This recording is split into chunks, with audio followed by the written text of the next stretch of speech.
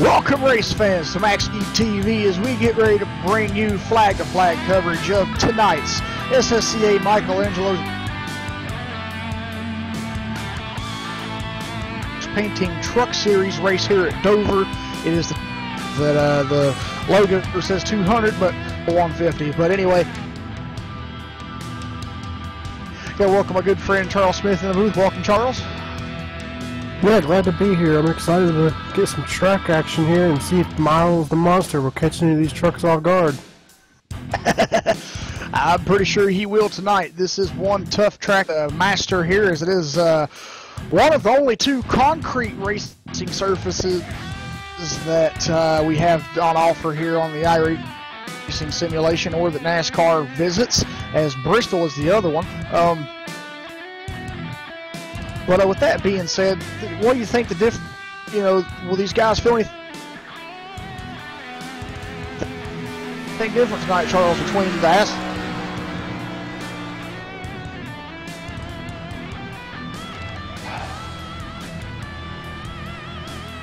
Yeah, sorry, Jeff, I couldn't hear you there.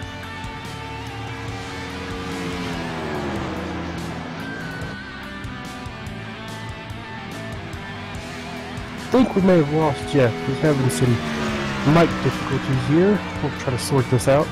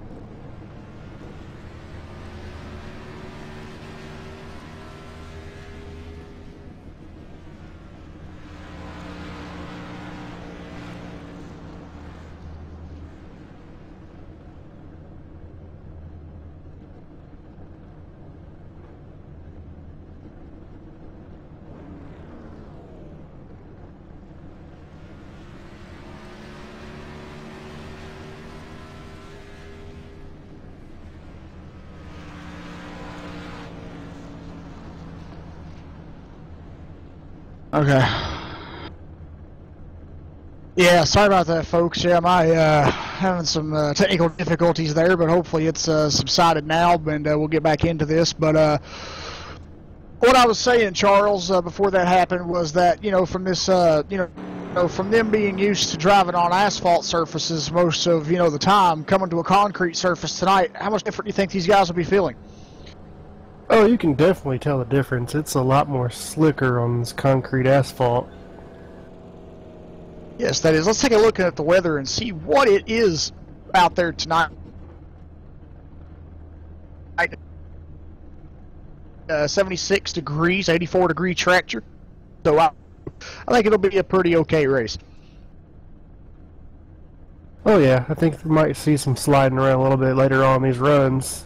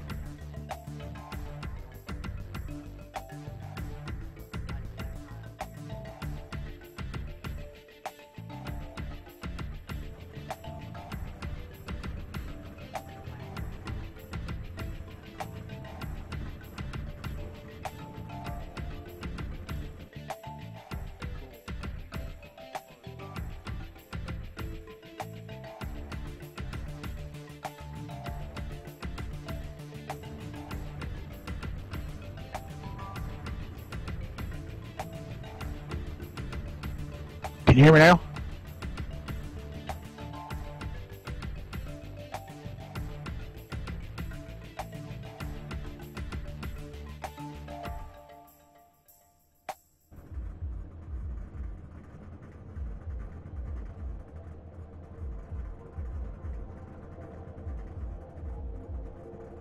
Go ahead.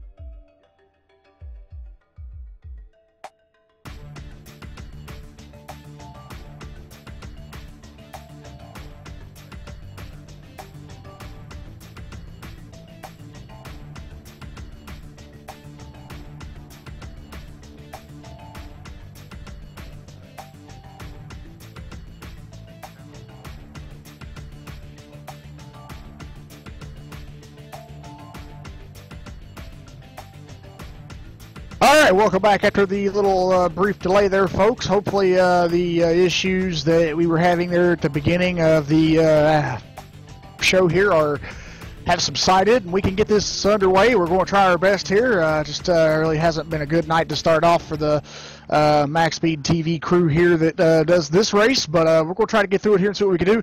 But we're going to get ready and get down through your qualifying grid here and get this race underway. Thanks for joining us tonight here on MaxSpeedTV. If it's your first time here, please do hit that like and subscribe button. And also, don't forget to visit MaxSpeedTV.com and check out the rest of the schedule, as other commentators will have tons of more action coming throughout the week and coming throughout the rest of the weeks forward, and should be some fun racing, so go check those guys out as well. But let's get on to your SSCA starting grid here. Starting on the pole position with a qualifying time of 23.264 is Daniel Jackson, so congratulations to him for picking up the pole position. Judd Danielson will start outside the front row in second place. Kevin Fetty will start in third. Ralph Vorst in fourth. Joe Johnson will start fifth. William Hartman in sixth. Steve Durham will start seventh. Jeff Martin in eighth. Steve Seagars will start ninth. And David Gainforth will round out your top 10. Mike Donahue will start in 11th place tonight. Sean Kalist in 12th. Vernon Markheim will start 13th. Mark McFadden in 14th. Chris Scala 15th. Robert McFarland 16th. Jason Eisenhower 17th. Derek Fisher in 18th. Jeffrey Johnson Jr. 19th. And Russ Coe will start 20th. Chris Simard, the last truck taker qualifying time, will start 21st. David Gerveris, I hope I'm saying that right, starts 22nd. Charles Idle will start 23rd. Justin Anderson, 24th. James Somke will start 26th. And Gary Weston will start 25th, rounding out the field. Or, I said that backwards, but iRacing, so excuse me for that. Wow, we've got problems all night tonight. Hopefully we'll get through this, and must be a full moon out there. Must be. Hopefully not for these drivers tonight. Exactly, yeah, hopefully not for these drivers, but you know, pace car will halfway down the back straightaway now, so once it makes these final 2 corners here, this 150 lap race will be under green flag conditions. This is the Top Shelf Auto Detailing 150. Top Shelf Auto Detailing with over 30 years of experience is Raleigh, North Carolina's most experienced auto detailer. Call Robert at 919-883-7497 to get your car looking new again. So thank you to Top Shelf Auto Detailing for sponsoring tonight's race as the pace car pulls into pit road.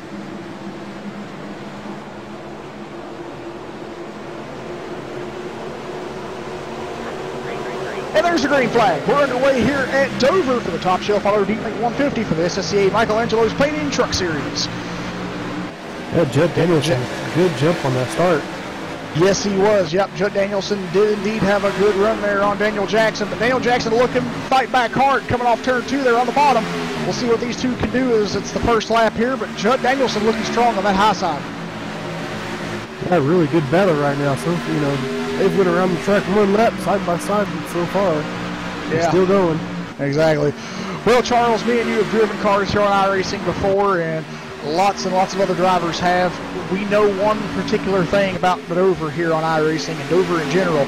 That turn 4 exit is very, very hard to do. And if you don't get off of it correctly, you could go up there and hit that wall where the safer barrier transitions to pure concrete. Yeah, it is a very fine line for as far as your driving line. You have to have it right. Well, Daniel Jackson will indeed hold off Judd Danielson, and Judd will move back into the line here into the position he started in, but he's not going to give up quite yet. He's going to try to get another run going at it here. We'll see what he can do. We hope you're enjoying the race so far, folks, these first 3 laps, but tonight's stages will be 40, 40, and 70. And while the racing action is a little spread out right now, I'm going to go ahead and kind of give you a small rundown through points since we were having technical difficulties and really didn't get to do that.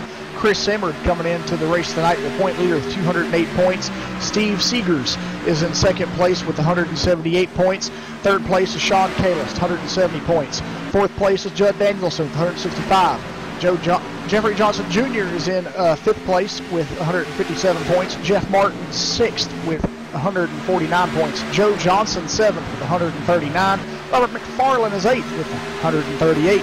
Jason Eisenhower, 9th with 136. And Mark McFadden, 10th with 135 points. So a very close, tight-knit battle between the 6th through 10th positions. But then it's a little spread out from 5th up to 1st. And Chris Simmerd has the biggest gap of the points, it looks like. And he started from the back, kind of toward the back of the pack tonight.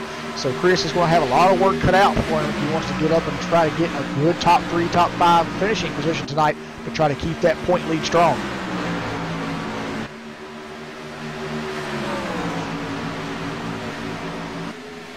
But back up to your leaders here. Judd Danielson's looking to get around the 84 of Daniel Jackson again. Daniel Jackson went kind of high, got out of the groove on that one.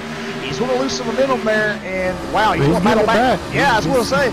Yeah, he's battling back off turn 4, but wow, these two are racing hard. It ain't even the last lap of the race. Yeah, and William Hartman's right there just waiting for something to happen. Yeah, let's circle that 67 truck and put him on our radar tonight because we knew he's had some excellent... yeah. And him way up the track, maybe in some of the marbles up there, and he lost a lot of time there, grip, and just went away. Yeah, exactly. That allowed William Hartman to pass him up, and now William's going for the lead here. Yes, he is. He's got a good run down there on the bottom. Yes, he does.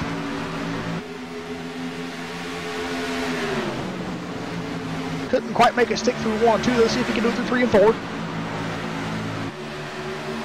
I don't know. I think Judd's got him right there. Yep, Judd's going to still lead that lap. Judd's got a fast race truck on that outside. I wouldn't have thought the outside lane would have been a factor at the beginning of this race, but wow, here at Dover, it's looking pretty strong right now. Yeah, well, with the exits, when you're on that bottom, you really need that extra room to go up, against the wall. If you don't get it, it's tough. Yeah, I think that's why Williams having so much difficulty right now trying to pass Judd Danielson. But wow, he did it right there and got the lap led, and it looks like he's going to clear Judd now. The question is, will Judd get a run back? Nope, Judd will follow in behind with a caution. Oh, Derek Fisher in the 13 truck is around. Ouch, and he collects Robert McFarland. Oh, no, and some others there as well. Let's go back and take a look at this.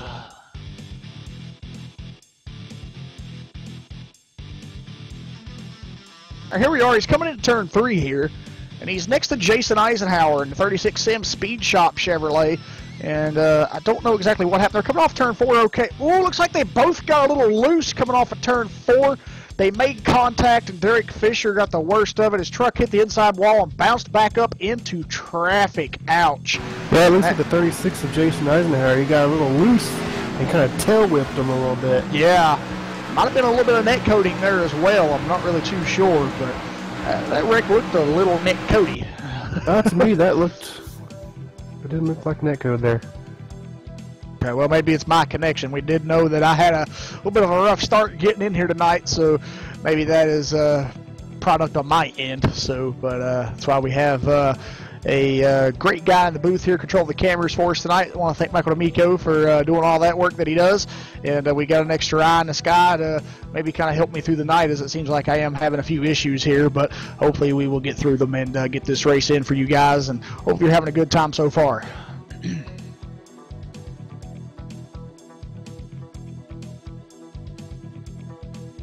A tough break for these guys right off the bat, right for the start. They only got about 10 laps in, and that's making it look like a rough race already. Yeah, unfortunately, this can really be tearing up cars, but that happens. Yes, sir. Well, William Hartman is our race leader here, so we'll see him restart this race on the front row unless they pit, but it doesn't look like they're going to pit here, and I wouldn't really, say they need to. No, they definitely don't need to. They can make it. The only reason you're pitting in the back is because you got damage, or you just there's no why not pit and get some fuel. Exactly.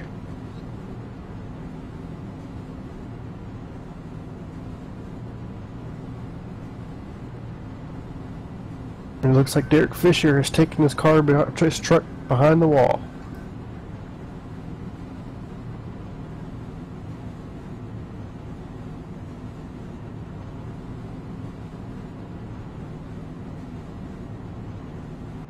And the lights on the pace car are out, so we're going back green flag racing this time by. And I just want to say hello to everybody in chat tonight. Thanks for tuning in. I see Gary Sexton's in there, so great to see you in chat, Gary. Ken S., welcome, Ken. And Ray Richer. Oh, it looks like his power was out, so looks like he didn't get the race tonight. Well, that's, man, sucks you missed the start, but glad that's back on now. And hopefully you can make the next one and have a good race in that one. But we're getting ready to get this race back to green flag conditions here. They've only got 2 more turns left, and that pace car will be headed back into pit road.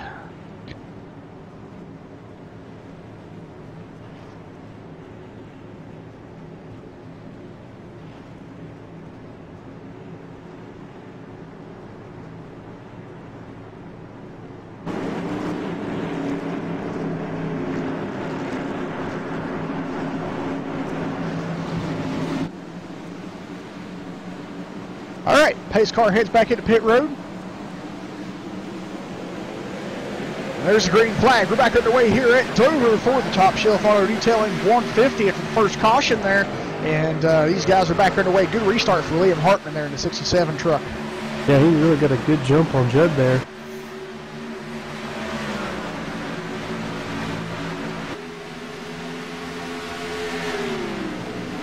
Oh, it's like Kevin Fetty got in the wall a little bit, going into 4.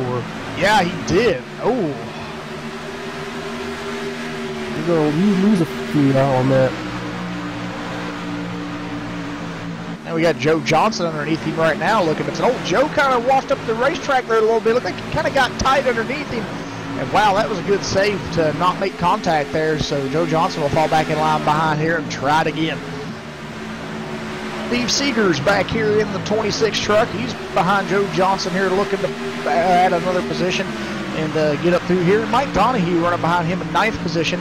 Chris Scala just moved into 10th after passing Vernon Margheim.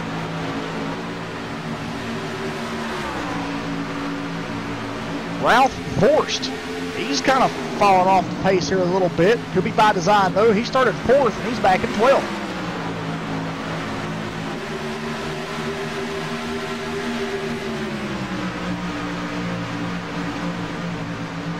Rusco, the number 420 truck, back at the tail end of the field here. He is 24th position. Last truck on the track. There are no trucks a lap down. They're all on the lead lap. And one truck behind the wall, Derek Fisher.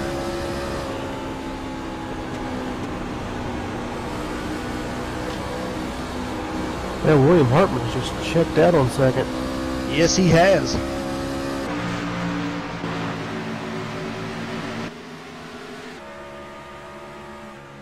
Let's take a look back here at your points leader. I just seen his name and now it moved. There it is. He's in 14th position right now. He started 21st, so he's starting to work his way up through this field.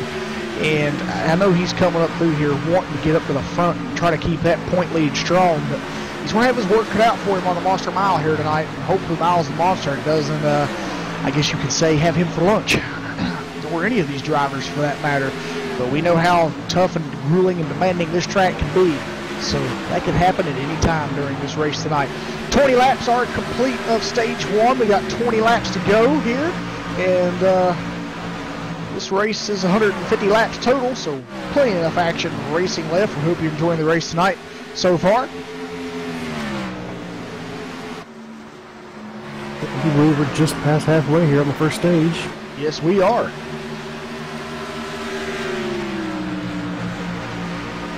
Oh, we got a car on the wall. Steve Durham got in the wall, and he really caused some cars to really go wild to get around him. Yeah, I went back and took a look at that. Wow, Kevin Fetty was right on his bumper, but wow, Kevin with the amazing move right there. Give him the Amazing Move Award tonight as he just... Oh, we got a car around. Yes, we do, and that is... the 16 of Charles Idell. Yeah, Charles Idell, yep. Ouch. Let's go back and take a look and see what happened to Charles. We're riding with him here going through turn 2. And, oh, somebody in front of him got into the wall and caused a checkup. And then when that happened, Charles got rear-ended. I'm trying to see who that was in front of him that clipped the wall. 14, Gary Weston, I do believe. No, he was on the inside. Yeah, the guy that clipped the wall was the 48 of Mark McFadden. Oh, no. And that caused a chain reaction of rear-ending there, you could say. They all had a...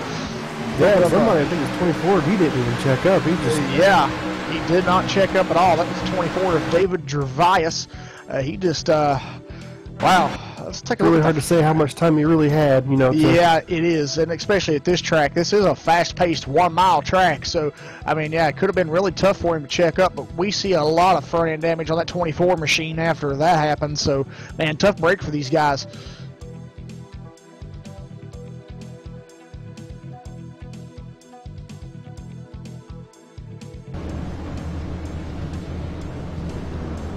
Well, up front here, back to your leader, William Hartman. And I see behind Danielson, Jeff Martin's made it into the top 3 here after starting 8th tonight. And I think he fell back 10th. And now he's up to 3rd position. So it's good to see Jeff Martin up here battling it out. He's had some fantastic runs to his races this season, but a few of them have also come to a sad ending in some sort of way. There was, I think it was back at Martinsville, yeah, at the beginning of the race. He only got like 15 laps in, and he had a blown motor and set that race out, sadly.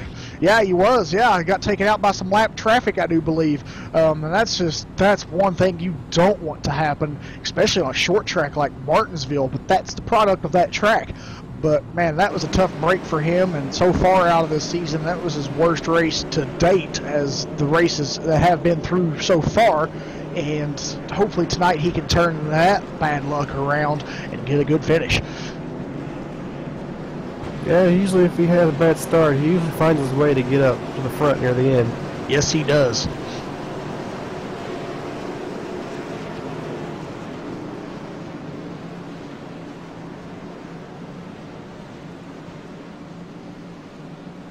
Well, while they're under caution here, let's take a look at their schedule and let you guys know where the next truck race will be.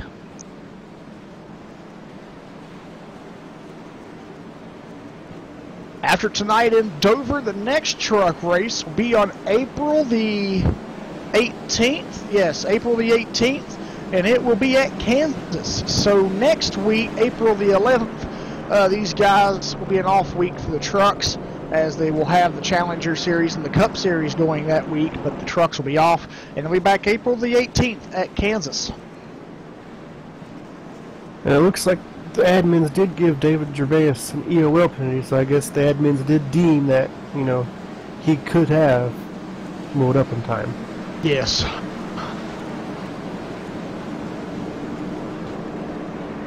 Well, it looks like we're getting the one to go for iRacing here, as you guys are starting to double file back up, and we'll get them back under green flag conditions this time by.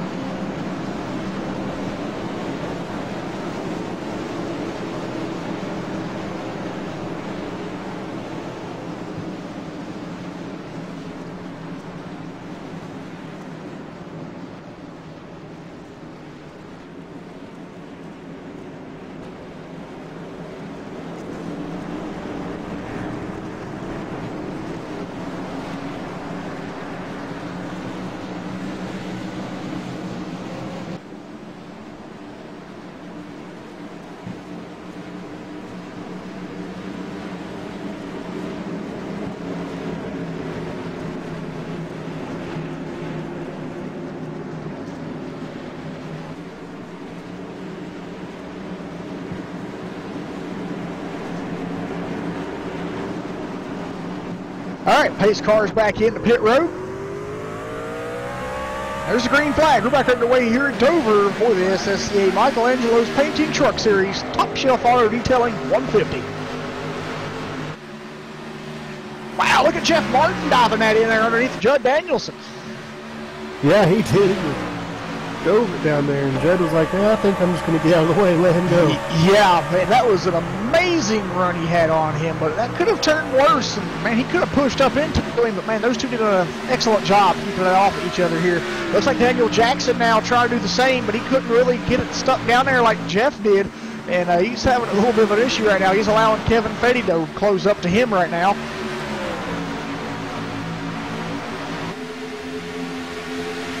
Oh, we have a spinner, the 06. Oh, it's Jeffrey Johnson Jr.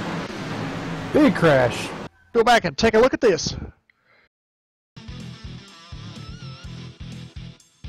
Well, he's coming off turn 2, okay. And, looks like, he got tight underneath the 420 truck of Russ Coe. Tried to keep it off of him, and that got him checked up a little bit, and I believe that was the 10 of Steve Durham that got into the back of him. Yes, it was. And then I think Steve went up and collected a truck above him, and that was Gary Weston. Oh, no. Yeah, they collected quite a few trucks there. Yeah, there was somebody else that got involved there, too. Let's go back and take a look at this. That was the 16 of Charles Idell. Oh, man, second incident he's been in tonight, so it hasn't been a good start for him. I believe this is his first race. I do believe so. I think the 18 was involved, too. Yeah, I've had a lot of good trucks involved in this incident. Ouch.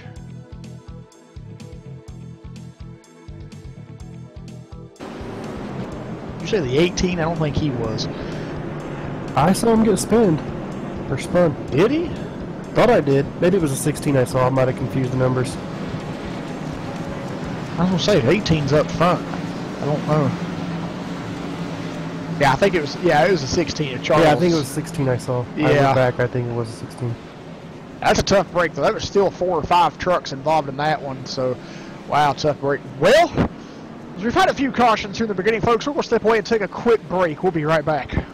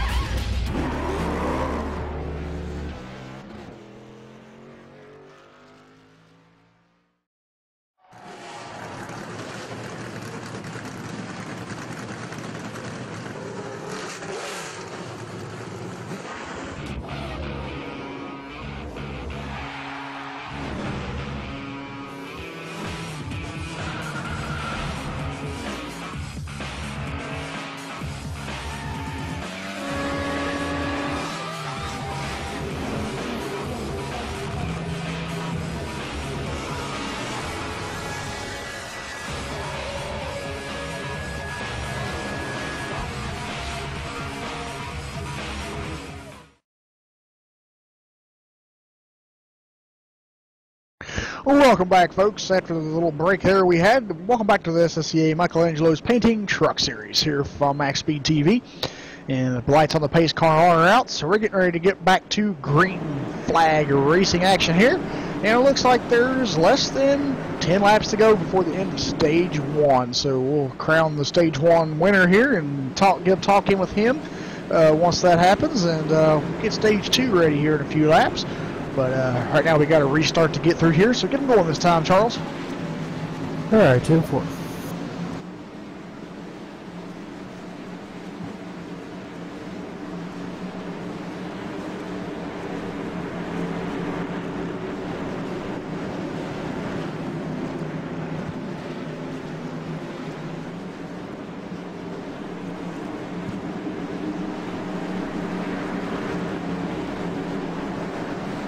Alright, there goes the pace car dropping down into pit lane.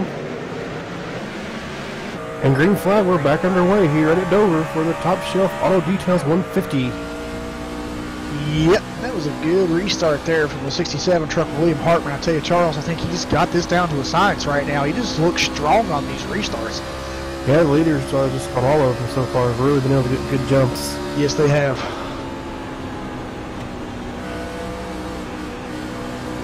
Oh, we got another car. I think he saved it, but there was some action between Chris Simmerd and Sean Kalis. Yeah, looking back at that, yeah. Oh, wow. Yeah, those two were having a tight-knit battle there. Actually, yeah, it was 0-0. Robert McFarland. Yeah, I was getting ready to say that. Yeah, him and Sean Kalis was on the high side, and he come back down in a little bit to Robert McFarland, and that got him squirtly. But he did an excellent job at saving that race truck. He did get some damage from Robert McFarland, though, but I don't know if it's going to be performance impacting. But taking a look at Chris Simmerd's truck here now, take a look at the driver's side of that truck. You can see on the back near the fuel opening where they fuel the truck at, that has a ton of damage back there. I don't know at a mile track if that's going to be any, effective on, downforce or anything like that, putting a drag to the truck, but wow, that's some heavy damage. Hopefully the toe didn't get knocked out of that truck. If it didn't, he should be fine. Yeah, that was very bizarre. But he had that thing almost sideways, and then it just flipped back straight. That was crazy. Yeah. Never seen anything like that. Hadn't either. I believe that was some net coating there. It had to be, yeah. It looked very bizarre.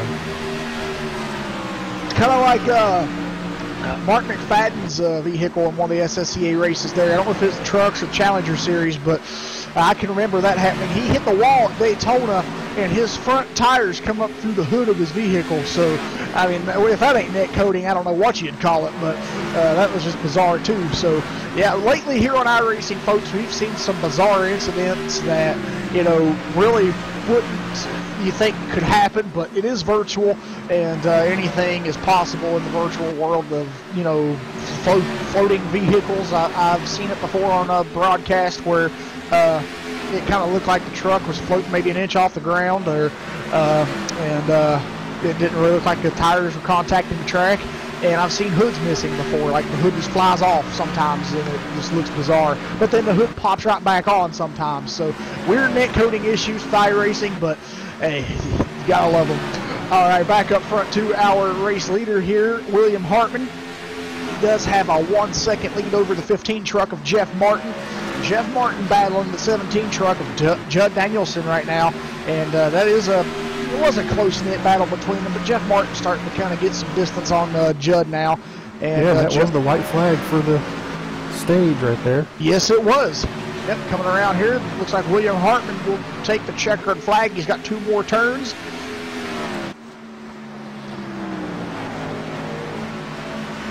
And he will breeze to it. Yes, he will, yep. And congratulations to William Hartman in the 67 Toyota Tundra, your Stage 1 winner here for the Top Shelf Auto Detailing 150 night for the SSCA Michelangelo's Painting Truck Series here at Dover. Well, I believe that's his first stage win, isn't it? Yes, it is. I don't recall him winning one, so yeah, congratulations to him. Yeah, this is his first stage win.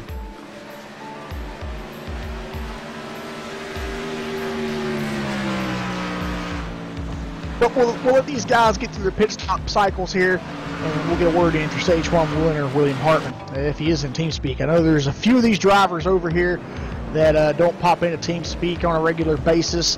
But we'll see if Williams in here, and we'll get a word in with him if he is. And yes, he is. So we'll get him ready here in a momentarily and let him get through his pit stop cycle, and we'll get a word in with your Stage 1 winner.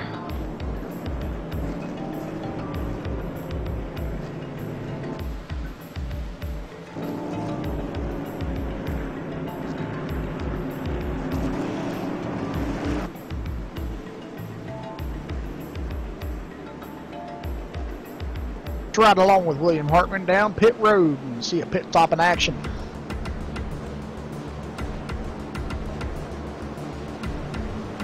Only sad part is iRacing now has the animated pit crews, but when you're in view mode like we are, not actually in the race, we can't see their pit crews, but we can't see the other drivers' pit crews anyway when we're actually racing. So, it was like it always has, and it's like an invisible pit crew's working on the truck. So watch his pit stop here. Oh, I think he kind of stopped a little too premature in his pit box there. He stopped a little short, so that's going to hurt him. He's probably not going to come out first. Yeah, I don't think stopping premature will hurt you as bad as overshooting it, but not as bad. But yeah, but he didn't get out Jeff Martin's first. already got around him. Yeah, he's going to lose a couple of positions there. He is. Yeah, I think Judd Danielson beat him out as well. I don't know if Daniel Jackson beat him either. He didn't. Yeah, I didn't think he did. But we'll get down and get a word in with your Stage 1 winner, William Hartman here.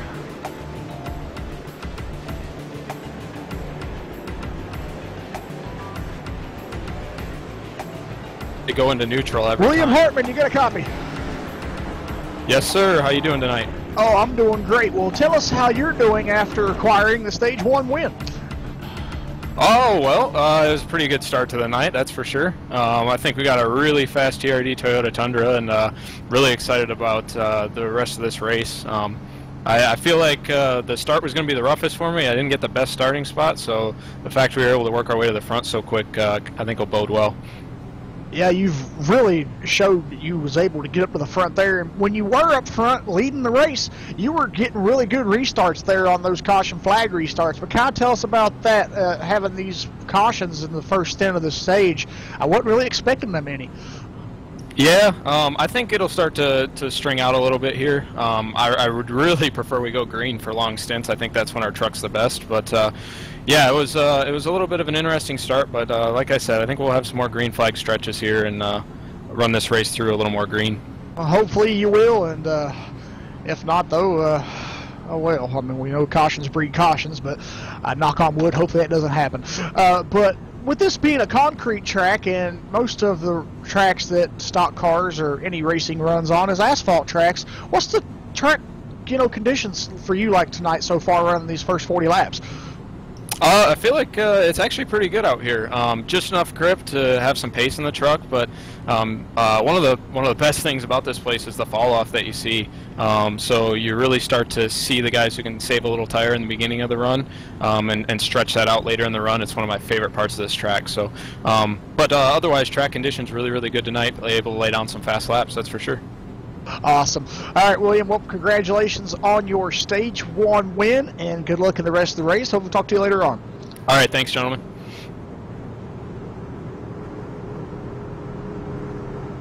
All right, folks, there you heard from your Stage 1 winner, William Hartman, in the 67 TRD Toyota Tundra. And he will restart this race from 4th position after we did see him kind of misinterpret his pit entrance there to his pit stall, and it was kind of premature. And but he rebounded back okay. He only lost 2 spots, so that's not really going to hurt him too bad, as he's still up front here. But now we've got the fast truck of Jeff Martin out front. Now we're really going to see, Charles, what he has in store for these guys. Judd Danielson's on the high side, so count him out either. That'll be interesting. We haven't seen Jeff and William battle yet today, so we'll see what they can do.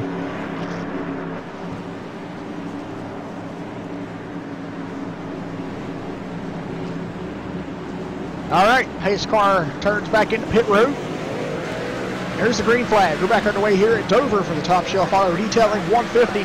And Stage 1 complete. We're now in Stage 2. And there's the green flag for it. Jeff Martin with a great restart there on that inside of Judd Danielson. Get a car around. Yeah, we do. And a caution's out again. I jinxed him. 94 Kevin Fetty.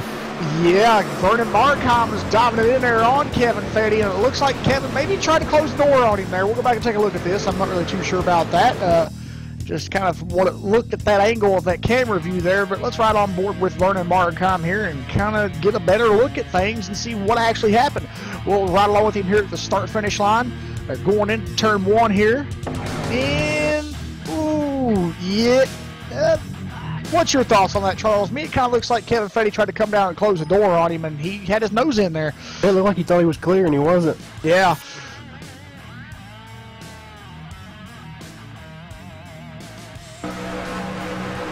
Wow, tough break. Another caution here at Dover tonight for these SSCA boys, and whew, it's not looking good right now. It looks like this might be turned into a little bit of a caution fest. I don't want to say that, but man, this ain't like these guys. Also, Kevin Fetty was giving it UOL, so admins, like we thought, you know, they deemed that he was at fault there. Yes, sir. And you know, I kind of think that, you know, that's a good call in kind of sort of a way, but also it also was probably just a racing incident. As you said, Kevin thought he was clear, and he misinterpreted that, didn't, and wasn't clear, and Vernon had his nose stuck in there, and that got those two collected. So, yeah, tough break for these guys, but man, hopefully these guys can get a good green flag run going here, and love to see some green flag racing action from these guys here. But I will say one thing, though. A lot of people might not agree with me, but these cautions are grouping these guys back up for some awesome restarts, and sometimes that can make a good race. But when you have a lot of cautions, that does tend to kind of get a little on the boring side, I will say. But then again, yeah, nobody wants to see eye pacing. Yeah, exactly. Nobody wants to see eye pacing. We've had a fair share of that. I've had a fair share of few of my 2 to 3 years of commentating here on iRacing of some eye pacers, you could say, and they weren't fun. Not fun at all. It does get kind of hard sometimes to really find something to talk about when they're just pacing around the track and there's really nothing going on. But we're here, and we're going to try to get this show in for you tonight. Hope you're enjoying it so far, as we do have Stage 1 complete. Lap 80 will be the finish of Stage 2, and we'll see who that winner will be, and we'll get a word in with him when that happens. But for now, we're just going to wait and see this restart here from Jeff Martin and William Hartman here in a 67 truck. It looks like he did get back into second place. So I think these top 3 guys right now, Jeff Martin, William, and Judd Danielson, they have the 3 fastest trucks in the front of the field right now. But I can't count out the 80. Count Daniel. Yeah, I was going to say, I can't count the 84 truck either. He started on the pole position. He's had a little bit of a tough start here, though, and he hasn't led the amount of laps he's hoped to have, but I think he's going to get up here toward the end of this race and turn it afterburner on and get going. But as I said, can't count him out either.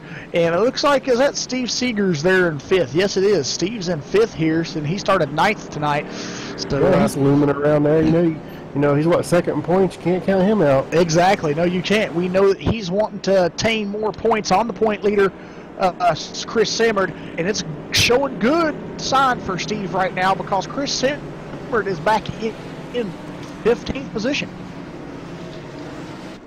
Yeah, you're right. So, you know, right now, he really, honestly, he could just, you know, play it calm for now and wait till the end to make a move.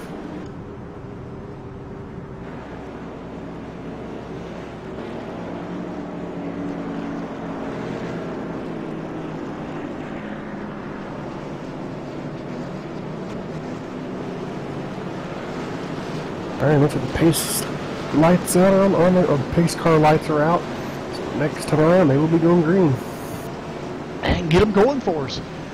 10-4.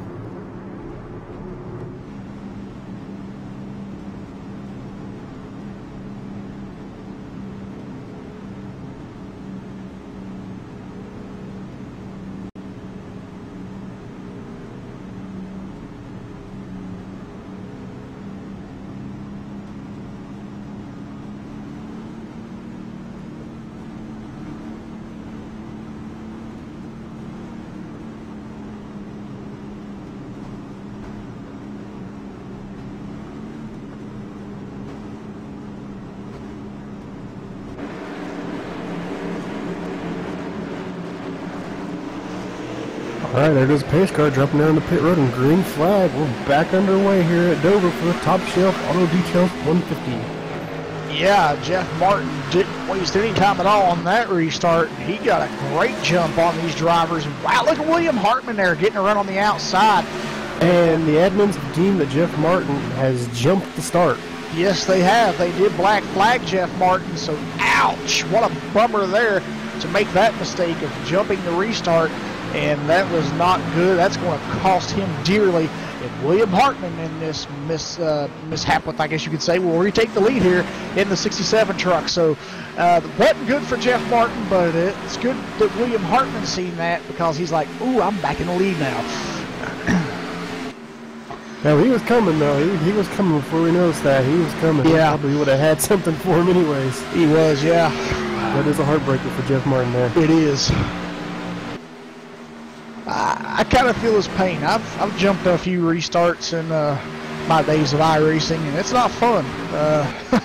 I tell you, some of them, sometimes you think you're hitting it right, and you're like, man, that felt like a good restart, and then bam, just like that, you're like, uh-oh, black flag. But, yeah, William Hartman's already put on a 1 second lead over Judd Danielson in second. Yes, he has, yeah. Looks like in the midst of Jeff receiving that black flag penalty, Charles Idell received throughput and fell to an unacceptable level. So looks like his internet connection kind of went south on him there, sadly, and iRacing lost his connection. I've been having some issues here tonight as well, but I think mine's different, related, and have possibly what his is. I'm having issues in TeamSpeak as well. But I'm trying to get through it, folks, and hopefully sometimes I don't sound like a robot. But we'll try to get through this. We'll try to get through this race as best as we can here. But it's been one fantastic race so far. Kind of been on the caution side of things, and as we talked about that a little bit earlier, we want to see some good green flag racing here so far. Right now, we kind of got a little bit of a green flag stick going on after that restart, and we'll see what these guys can do. But William Hartman does have an outstanding lead over Judd Danielson, almost a second. Yeah, Judd Danielson is bringing it back to him just a little bit. He's got it with under a second, so. Yeah. Now 9/10 of a second right now, so he's on that verge of being a second behind, but Judd's kind of keeping it right there at 9/10. He's kind of keeping it kind of constant, so that's what you need, consistency. Consistency will help you in racing and just help you in general in the points, and if he can keep consistent tonight, he might just come out of this with a very good finish to help him in points. Now the battle right now is for 5th. Yes, it is. Let's go back here and take a look at this. 5th position, Vernon Markheim and Chris Scala. Trucks 33 and 5. And they got Mike Donahue behind him. Don't count him out when he gets up front. He can put on a well of a show, too. And it looks like behind Mike Donahue, we got the 101 truck of David Gainforth.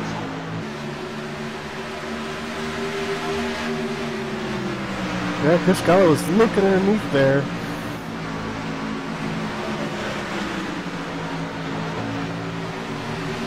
And back up front, Joe Danielson, fastest lap, that last lap, he is now bumped down to within almost 6/10. Yeah. And falling. Yep. William Hartman's falling into Judd Danielson's clutches here. He's got it down to half a second now.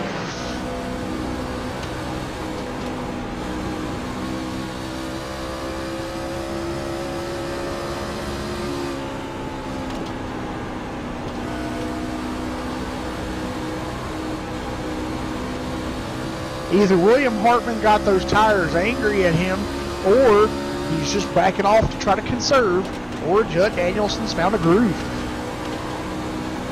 Hell, now I'm seeing it start to go back. It's kind of going backwards. I think Williams saved his tires. I think he is. There's no need to get a huge lead and get far out and ruin his tires. So yeah, after I said that, as soon as I said that, and you started saying what you were saying, I seen that change, and it was back to 6/10. Now it's back to half a second. So, and wow, yeah, I think he might be kind of saving his stuff a little bit. Then again, I'm not sure. I mean, Judd's got a pretty good run on him now.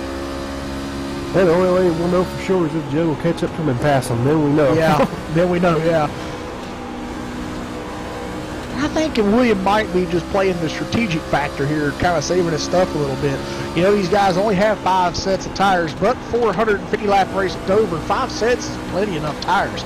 And they and so far, I think William Hartman's only taken 1 set out of the 4 tires he had in his pit box. Because remember, the 5 sets also include the tires you start on.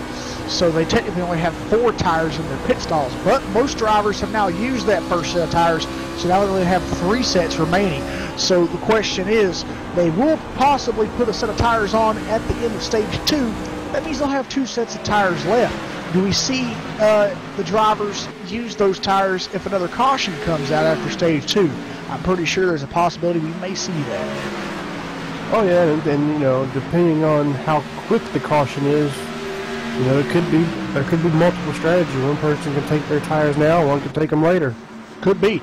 Now Judd Danielson has lost a whole second to William Hartman, as William Hartman is now a second ahead of Judd Danielson. So I don't know if William kicked that afterburner back in or if Judd lost the truck a little bit. I really didn't catch Judd there to see if something had happened, but now he's a second back.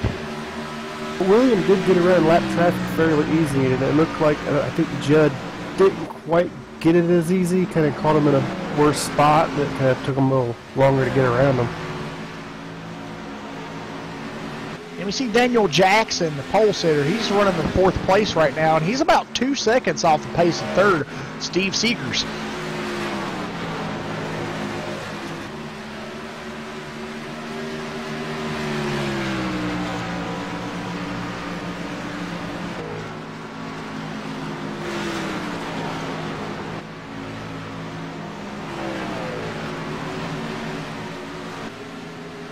I tell you, Steve's also had a fast race truck too. He got a top 3 finish last week at Martinsville. He's in the top 3 right now in this race here at Dover. So things are looking good for Steve this season too. Yeah, they are. And Chris Simmer, the other, the points leader, he's made his way up to 9th, so he's starting to come back a little bit. Yes, he is. We know Chris Simmer will be wanting to get up to the front and try to get the best finish he can possibly get tonight to keep that point lead over, who was it in 2nd place? I believe it was, yeah, Steve Seegers. So, you know, Steve Seegers is going to try to do everything he can to keep Chris Simmer behind him so he can attain more points and try to catch him. But Chris is going to try everything that he can to get back in front of Steve to keep the point lead going. Because right now, if my math's correct, and I'm not one good at math, so I'm going to break my calculator out here, and I am going to see how many points they are exactly away from each other. 30-point deficit, 30-point difference. So Chris Simmer is 30 points ahead of Steve. That means that if they finish in the positions they're currently in right now, that means Steve will gain a few points on Chris, but it won't be enough to overtake the point lead with 30 points.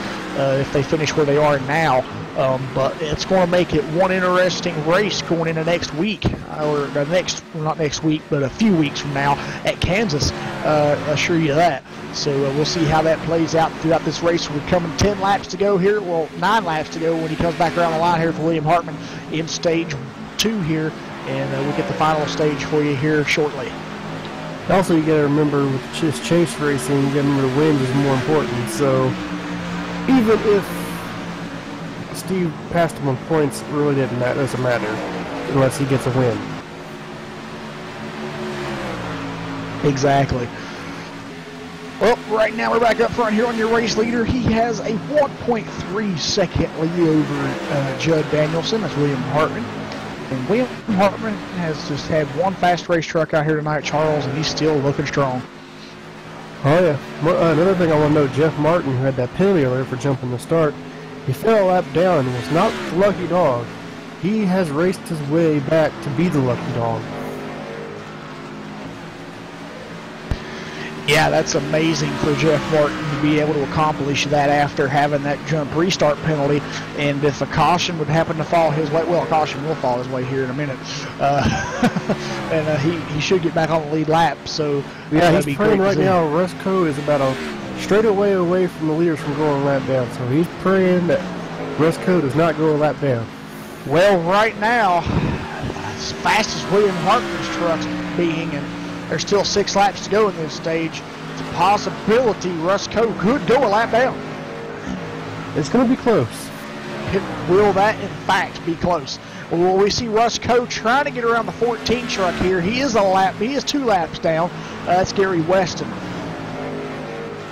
Yeah, and he's having some trouble getting around him, so that's not looking good for Jeff Martin there. No, it's not, because if Russ Coe keeps racing Gary Weston like this, that's going to slow their momentum down and allow the leader, William Hartman, to catch them and pass them and put Russ Coe a lap down, and then Russ Coe will be in the lucky dog position. But Russ Coe did make it around the 14 truck now, so that will actually put a barrier in between him and William Hartman now, can make it that William Hartman will have another truck to try to work around, but it looks like I don't think that William Hartman will catch up to them before the stage ends. Again, he might. I don't know. Russ Coe messed up that turn. He did there. He just lost a lot of ground. Williams there now. Yeah, just as soon as I said that happened. But yeah, he is coming. Oh, and there goes the 13 truck. He's just taking it to the bottom to let William go by. Nice courteous move there for him, being 2 laps down with the damage that he has. But cue the Jaws music for Jeff Martin, because he doesn't want to see this right now. But wow, look at this, the run William Hartman has on Russ Coe. Oh, I think he's going to get him here.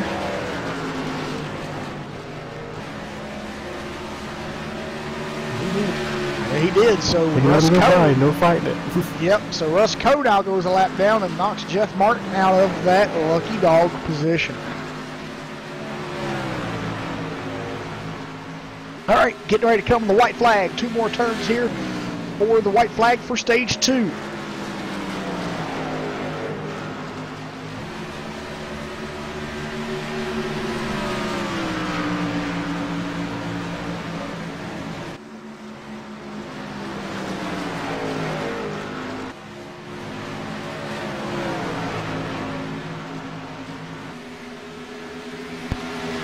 All right, 2 more turns for William Hartman here. He will also win stage 2. Here he comes, checkered flag, stage 2 ending. William Hartman is your stage 2 winner. So William Hartman taking stages 1 and 2 here tonight for the Top Shelf Auto Detailing 150 here for the SSCA Michael Angelos Painting Truck Series at Dover.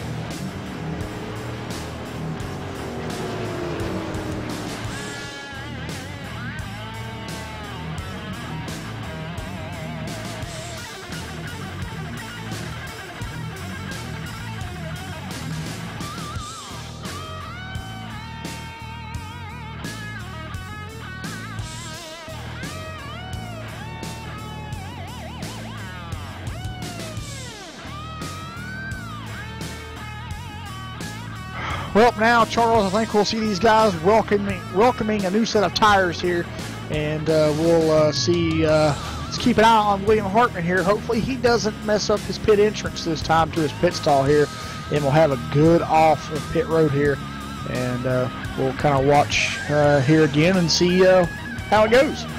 Keep a little bit of an eye on the guys behind him as well, and we'll see who wins this race off pit road.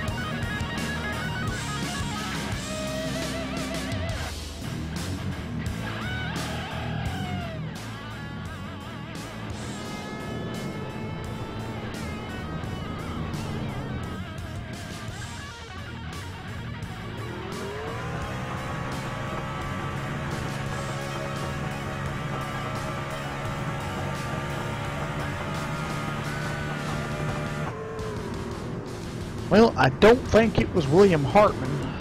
Believe. No, it looks like it's Jason Eisenhower. Yeah, it was. Wow, and he was waiting. Wait, no, it wasn't Jason Eisenhower. He's still on pit road. Oh, Steve Seegers. Yeah, my standings here has gotten a little messed up. It was Steve Seegers. Yeah, Steve Seegers won the race off pit road. Wow, so congratulations to Steve Seegers. Well, let's get a word in with him.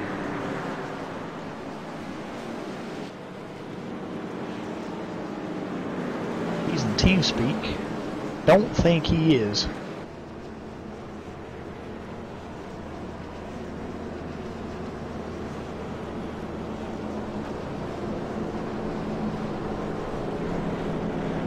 No, he's not. Oh well. I apologize for that, folks. But as I said, I know there's a few drivers over here that doesn't come into TeamSpeak. They usually do when the race is over, so we can get their interview in if they finish in the top 3 if they're not in chat. Yeah, they're not in TeamSpeak right now. But we'll get this race back underway here. That was the end of Stage 2. William Hartman is also your Stage 2 winner.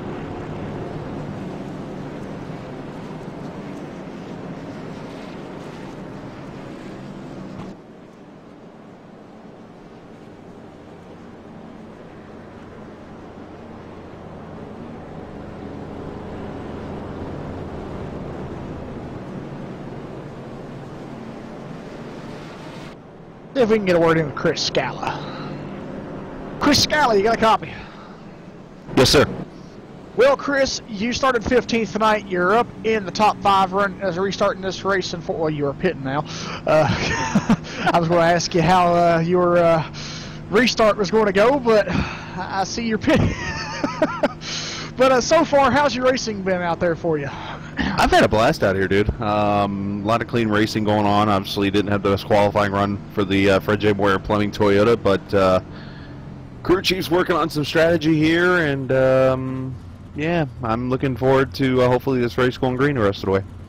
Yeah, hopefully it does. It's kind of been bombarded with some cautions there at the beginning, but hopefully the rest of this race here in Stage 3 will be able to continue green. But yeah, what's the track conditions like out there tonight? Like, what line's working best for you? Early part low line, but I've seemed to be able to diamond the corners, it seems, and it's been working for the truck. So, I mean, toward the end of the run there, it seemed to even out once I got up to 4th, but yeah, I mean, if you want to get a good run on somebody off the corner, it just seems like maybe the diamonds worked for me the most, but we'll see what happens here as we get ready to restart. All right, Chris, well, thanks for talking with us here, and good luck on the restart. Thanks, guys, and hello, everyone. All right, folks, the lights on the pace car are out. The R55 back up. We are going back to green flag racing this time by. Pace car pulls back into pit road, and there we go. Green flag back out. Steve Seeger's back in control here as he was the race leader. And wow, good restart for him too. But as we've been saying all night, whoever's been up front, Charles, they've got an amazing restart on these restarts. Well, yeah, since they're in control, they usually can. That, you know, the guy on second really has to be on his toes as if he's going to get a better restart from the leader. Yeah, but man, I tell you, they got fast truck. Oh, we got another caution. Oh, Jeff Martin, not good, not good at all. Looks like him in the 420 of Russ Combs made a little contact. Yep, let's go back and take a look at this. Oh, yeah, coming off turn 2. It looks like trying to see here. Looks like maybe Jeff Martin might have come down a teensy little bit, and Russ Coe might have come up the racetrack a little bit, and they made contact. But sadly, Jeff Martin got the worst end of that, clipping the wall, and ouch! And just a spiral there for him. And that was definitely all the 420 coming up. I'm looking at it. I don't see Jeff coming down any. That was all Russ Coe getting a little tight there and washing up right into Jeff Martin. Yeah, I knew it looked like to be more leaning towards the 420, but I from the camera view I looked at, it kind of looked like they both might have had some incident issues there with that. But a tough break for Jeff Martin after getting that EOL penalty for you know, going too early on the restart there, and now this, and that's just putting a damper on things for his night.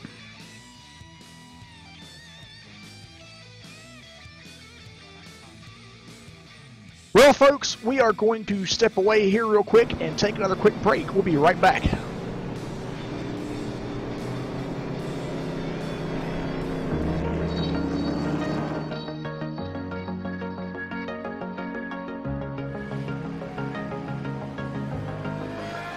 It was more than impressive, I have to say. I mean, the track is identical to the real track. I was blown away how realistic it is. Every little bump, every little spray paint, everything is exactly like you were there at the track. It was a great experience. This is a warm-up lap now. Tires to get warmed up. The engine. Breathe a little bit here when you go through that little bump there. And then it's flat pretty much all the way through here, just about. Hard braking. This is the slowest part of the track. And I've done, you know, I did many races in Formula 3, Formula 2. And then I did the very last race they did there in Group C in 1983 in the 956 Porsche. That's when Beloff got the lap record at the 6:11. I think I was second on the grid with the 6:14 or something, which was, I mean, those cars were awesome around there, of course, like any car is, you know, that speed. And this is the corner of all corners here, the Swedenkreuz. Flat all the way into it. And then trail brake all the way into the apex here. And hard at it again to get good speed down the hill here. Mega fast down this hill here. Just jump from one apex to the next. Gotta be super precise here. I mean, it's almost exactly like the real thing. So, I mean, it is certainly realistic enough to get past the very, you know, a lot of the initial hurdles you have when you try to learn to drive a race car, you know. So, I mean, I think it's an excellent tool to learn how to race for sure, or learn to drive a car on a racetrack.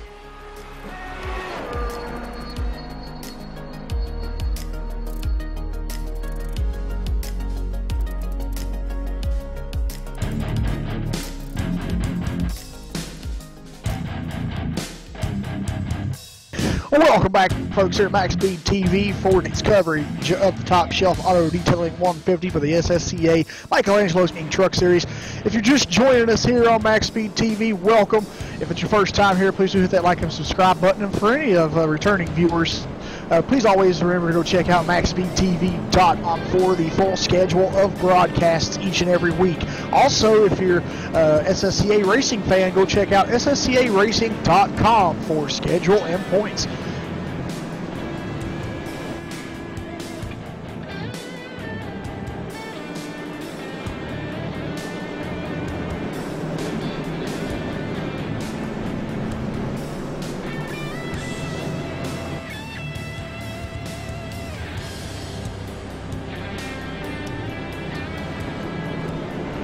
Over 90 laps complete of 150, so that means when they get the green flag here, we'll have 60 laps of racing remaining here from Dover. Get them going this time, Charles. All right.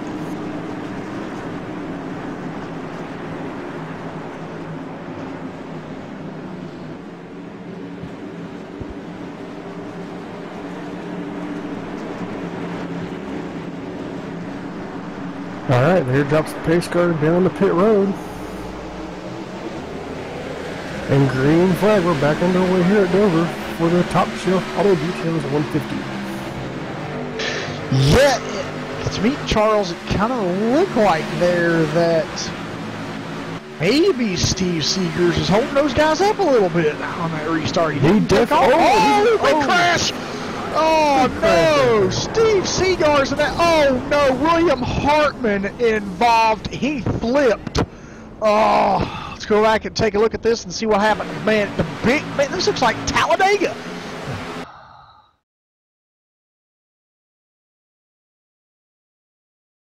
Trying to get on Judd. It's really tough for that one. For me, it's tough, but it definitely looked like Judd was coming down, but it also kind of looked like Steve was going up, so. Let's ride along with Judd here and see exactly kind of why. Oh, yeah, Steve, come up. Oh, oh, wow. That's a huge crash. A lot of drivers involved in that one. Yeah, it looks like that Judd Danielson did come down just a tad bit, and Steve Seegars come up a way bit there, and they collected poor William Hartman in that. I know there was a lot more drivers collected. I think Vernon Markheim might have been. Nope, he made it through. Trying to find out who else was in that. I know somebody else was. Was it the 27? Kevin Fetty was in it. Chris Simard. Oh, point leader Chris Simard looked like he net coded through the 67 truck there, so I don't know if that gave him any damage or not. Sometimes when you ghost and netcode through another truck, that can give you some slight damage. Joe Johnson involved as well. Mark McFadden possibly involved too. No, I think Mark McFadden made it through that one. Yeah, he did. Man, there's a lot of them. Sean Kalist involved. Ralph Forst. 24 truck of David Gervais. Kevin Fetty.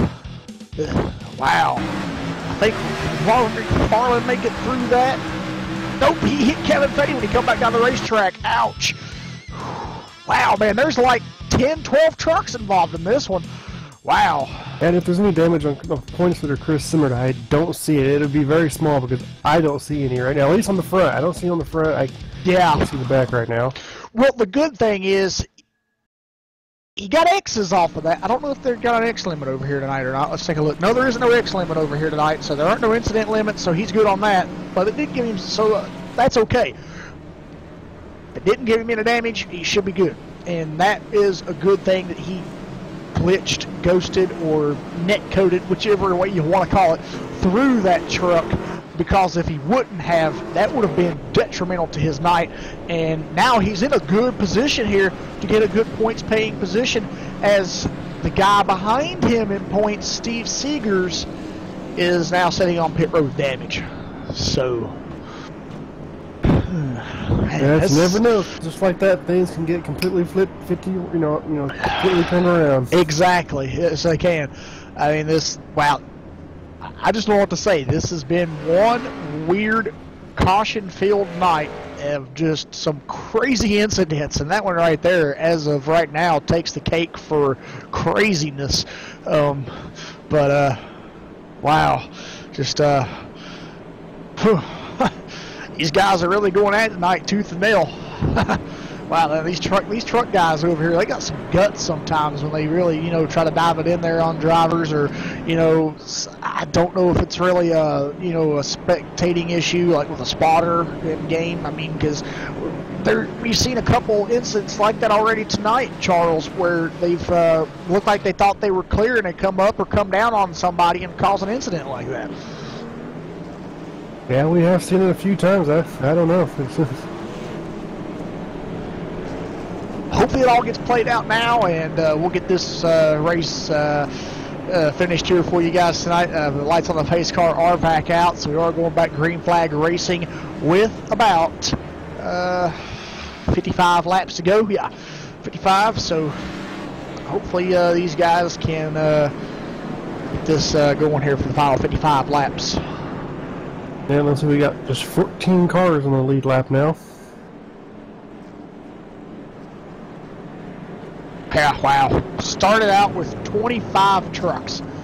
Now we've only got 14 on the lead lap. Oh, that's not going to be for long. I think one of them was on pit road there. No, he's coming off pit road now. That's David Gervais. I thought he was still sitting on pit road. He's good now. So yeah, 14 trucks on track on the lead lap. Kevin Fetty sitting on pit road. Man, all those guys a lap down are sitting on pit road, so ouch. But yeah, the only one laps down still on track is Jeff Martin. He's 2 laps down. Yeah. All right, pace car is back into the road. And there's the green flag. We're back underway here at Dover for the Top Shelf Auto Detailing 150. And wow, good restart there for pole sitter Daniel Jackson. Yeah, it looked like Vernon tried to time it with him, and he jumped. He jumped too soon before Daniel decided to go, and he had to back off. Oh, now he's in the wall. Daniel decided to go. Yeah, now Vernon Markheim's in the wall. And, can he hold off Mike Donahue here? I don't know. Mike's going to try to get underneath him here. Chris Simmert following suit. Can they get around him? He does have some damage on the right side of that 33 machine now after clipping the wall there coming off turn 2. But, man, he's still looking pretty strong on that high side. Yeah, meanwhile, Daniel Jackson's just checked out. Yeah, he's got a 1.2 second lead over Mike Donahue in second place there. Mike Donahue does clear Vernon Markheim now. Vernon Markheim back to third. Chris Simmert going to try to take third away from Vernon Markheim. And here comes David Gainforth to try to take fourth away from Vernon Markheim now. Sean Kalist was involved in that incident that just happened. but I think he got the least amount of damage out of that deal. He's still looking pretty strong right now. You can kind of see some damage in the middle of the back of the truck there, and it's got the spoiler kind of crumpled up. But on a mile track, I don't think that's really going to be too detrimental to him, as he still is in the top 10. Back up front, Daniel Jackson sure has checked out now. He now has a 1.5 second lead over second place.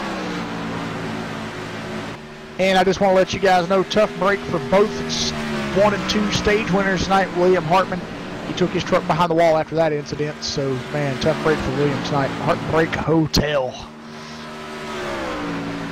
Now, I think he was the one that got the worst end of it, because his truck actually did a couple of flips. So, yeah, he did. Well, we got a battle here. Fifth up, but no, this Skyler looked to make a dive on David Gainforth, but he decided not to do it. Yep. David Gainforth in the 101 Mr. Bubble Machine.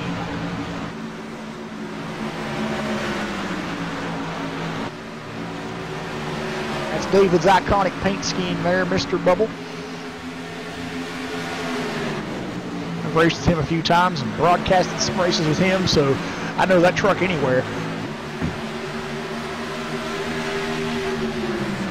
He's doing a phenomenal job right now of running the top 5. Look back here at Mark McFadden, 48 truck here. We see Mark McFadden have a kind of an up and down night too, Charles. He's been in some incidents here, but he made it through that last big one that we could say. And the only damage I really see on his truck's that back end damage there. It's kind of got his spoiler kind of crinkled up, kind of like on Chris Scala's truck? No, whose truck was it? Sean Kalis, yeah. Kind of like on Sean's truck. So I don't know if that's really going to be detrimental to his race, but he's still in the top 10, so he's doing a good job right now at it. Justin Anderson is in 10th position here. He just got passed by a 2-lap down truck of Jeff Mark. Jeff is in the lucky dog position right now. If he doesn't get in any other incidents and another caution could fall his way, he could get one of those laps back and be back on track to try to get back on the lead lap. Right now, well, we had Robert McFarland take his 00 truck behind the wall, so there's another one out. Judd Danielson setting on pit road. Kevin Fetty setting on pit road. Steve Seekers setting on pit road. Steve Durham, however, is on the racetrack 11 laps down. Jeffrey Johnson Jr. setting on pit road.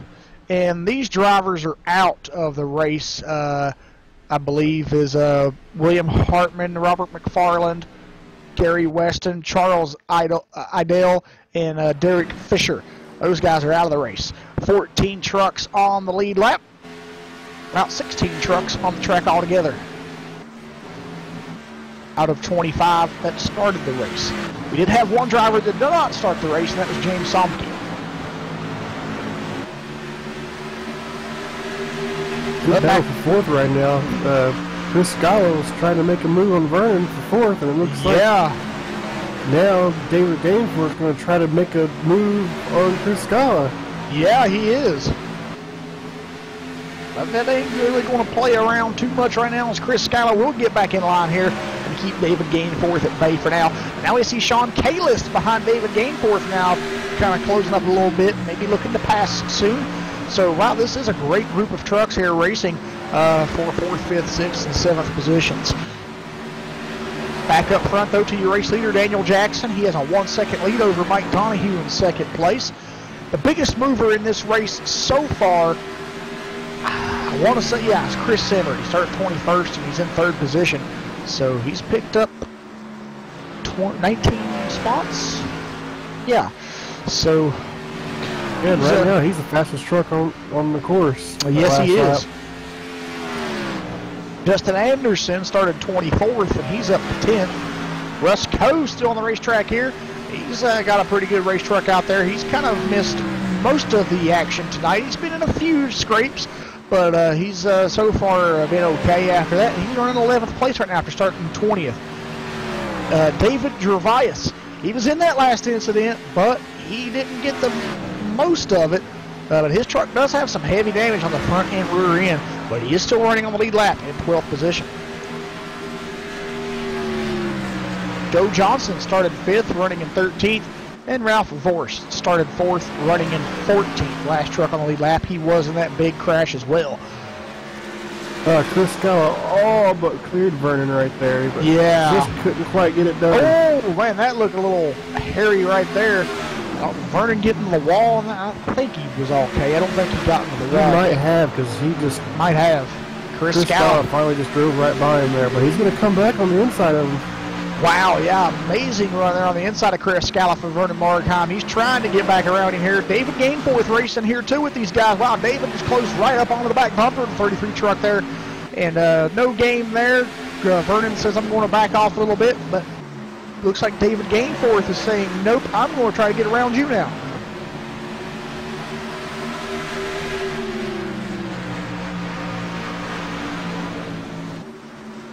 And David Gainforth will back off a little bit there from Vernon Markheim, and now he'll just try to work out and kind of ride a little bit.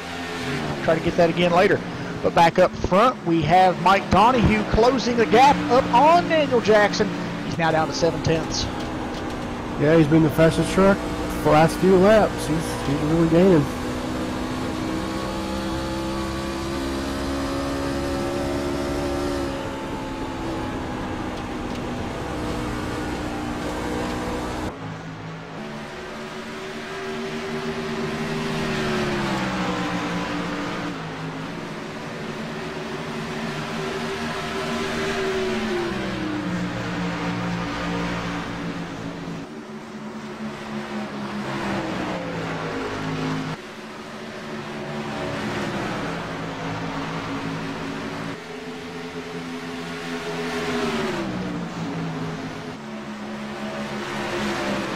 All right, there goes Daniel Jackson back across the line once again, and we are now only, I believe, 45 laps away from...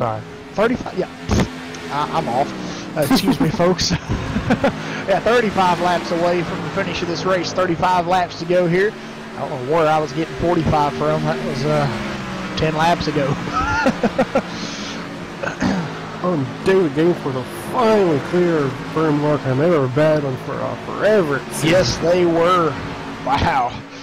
That's a great battle. Now Sean Kalist is going to get into this battle now, and he's going to try to get around Vernon Markheim.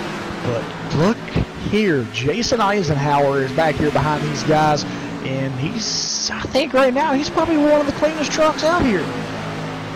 Yeah, we definitely haven't talked to him. I mean, I made that mistake because he got out first, but we really haven't talked too much about him tonight. No, we haven't. He's kind of been the shadow here tonight. He's kind of been mired back in traffic, not really, going toward the front.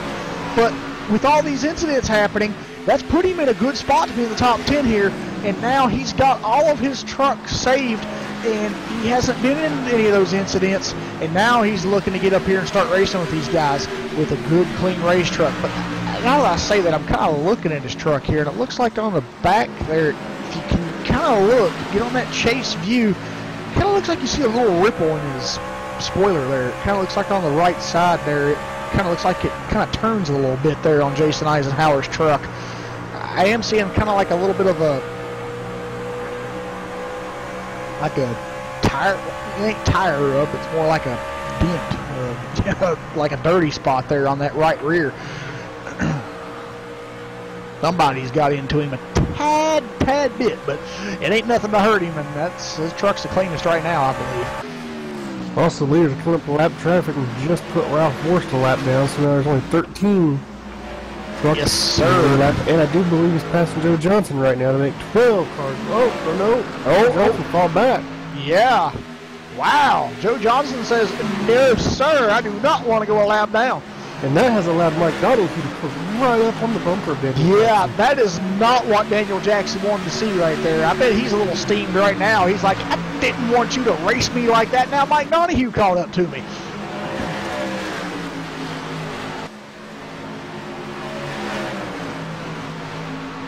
Mike Donahue's got his work cut out too. He's got to get around Joe Johnson now as well because Daniel Jackson got around him, but he will okay. And wow, man, these guys just battle on lap traffic like that. Wow, amazing racing right there. The lap traffic gave us a little bit of a show. Yes, it did. All right, looking back here in third position, Chris Simmerd is now up in third place. And after these incidents have happened, just sad to see Steve Seegers there getting involved in that. And I believe he's still sitting on pit road. No, he is back on the racetrack now. Yes, he is. He does have a lot of damage on that 26 Chevrolet Silverado, but if he can stay out here, I think he's got the position of 17th pretty much wrapped up. Because I don't think Judd is on track 2 behind him. Oh, yes, So Judd he does need to stay on Danielson. track. Yeah, Judd Danielson's back out too, so great to see these guys back out on track. Kevin Fetty, though, still sitting on pit road. And I think Jeffrey Johnson Jr. is still sitting on pit road, yes. But yeah, Steve Seegers needs to stay on the racetrack, because if he doesn't, Judd Danielson will pass him. Judd Danielson looks faster than him right now, because he's right behind him, catching him here. He may get a lap back on him right here. He did.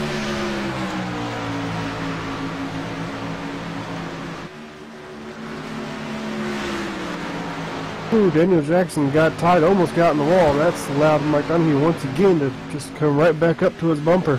Yeah, and we're back up front here on the leaders, and we're seeing them catching back up the more lap traffic now. It's Steve Durham, but he's going to let him go by. Oh, Steve in the wall a little bit there. Ouch. He's going to just pull down off the racetrack there and let the rest of the leaders go by there. And Chris Simmerd, look at, he's caught him too. He's now within almost a second of him. Yeah. Chris Scala's the one that's really off the pace. He's about 4 seconds. Yeah, he's 4 seconds back from Chris Simmerd, so that's a huge gap between third and fourth. And Chris Simmerd was the fastest truck on track last lap. Yeah, and it's about 0.4 of a second back to David Gainforth in fifth. And then he's about a second away from Vernon Markheim. There's about a second gap between those two, but that's not that big of a gap between Vernon and Sean Kalis. These two are racing for 6th position right now. The back up front there, he's battling up here for these top two. And Mike Donahue just putting the pressure on Daniel Jackson here. And wow, them racing the lap traffic the way they were there a minute ago, that just allowed Mike Donahue to catch up and weigh so much. But he took it a little high there, higher than what Daniel did. I'm not too he's just sure. diamonding it off right there. Yeah. He's really gaining on him now because of that. He really is. That's really working out for Mike Donahue there. If he can keep doing that, yeah, I think he is going to reel in Daniel Jackson here in the 84 truck. Oh, he almost got in the wall there off the corner. Yeah, he did.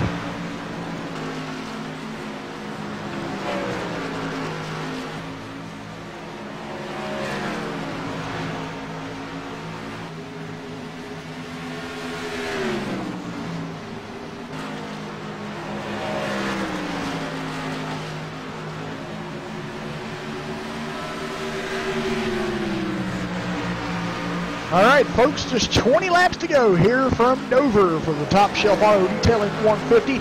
Let's kind of run down through your race here and see where everybody started at night and where they're currently running. Daniel Jackson, your pole sitter, running in the first position. Mike Donahue started 11th, running in second. Chris Simmerd started 21st, running in third. Chris Scala started 15th, running in fourth. David Gainforth started 10th, running in fifth. Vernon Markheim started 13th, running in 6th. Sean Kalis started 12th, running in 7th. Jason Eisenhower started 17th, running in 8th. Justin Anderson started 24th, running in 9th. Mark McFadden started 14th, running in 10th. Russ Coe started 20th, running in 11th. And David Gervais started 22nd, running in 12th. He's the last truck on the lead lap. Joe Johnson started 5th, running in 13th. Ralph Forst started 4th, running in 14th. Jeff Martin started 8th, running in 15th.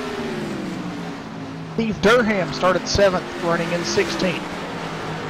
Steve Seegers started 9th, running in 17th. Judd Danielson started 2nd, running in 18th. Kevin Fetty sitting on pit road started 3rd, currently in 19th position. And I think the other truck, Jeffrey Johnson Jr. is back out on track. And he started 19th, running in 23rd. So the only truck sitting on pit road now is Kevin Fetty. Everybody else that's still in the race is on the racetrack.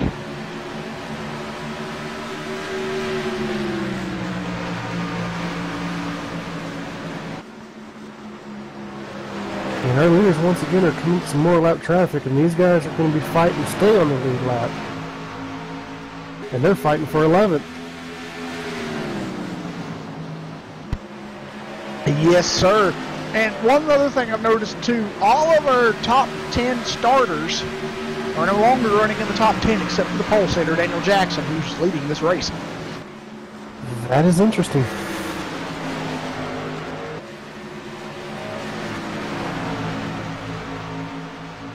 And none of the guys that are still on track currently who started in the top 10, they're all laps down.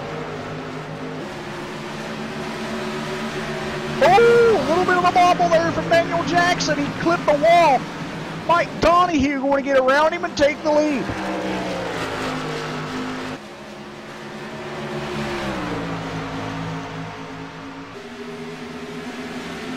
That is not what Daniel Jackson needed right there.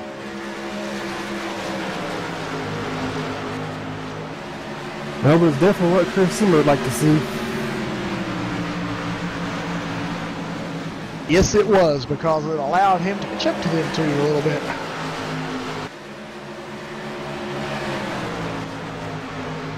Now they're battling more lap. Oh man, looks like Russ Coe got into Chris Zimmer there. Russ Coe going to go a lap down.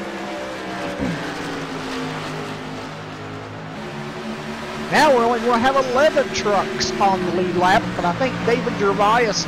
He just went a lap down. He just went a lap down, so now only 10 trucks are on the lead lap. And the next one in that position to go a lap down is Mark McFadden. Oh, a little bit of a... Ooh, I look close there between the 84 and the 24.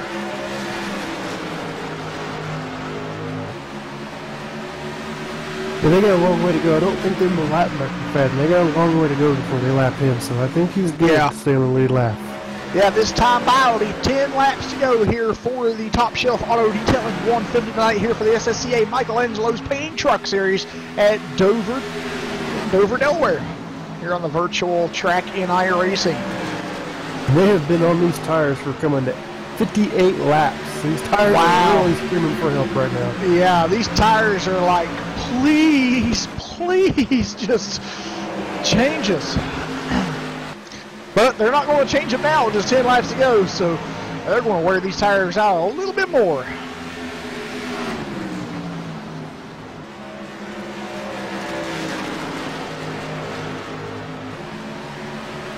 Nine to go now.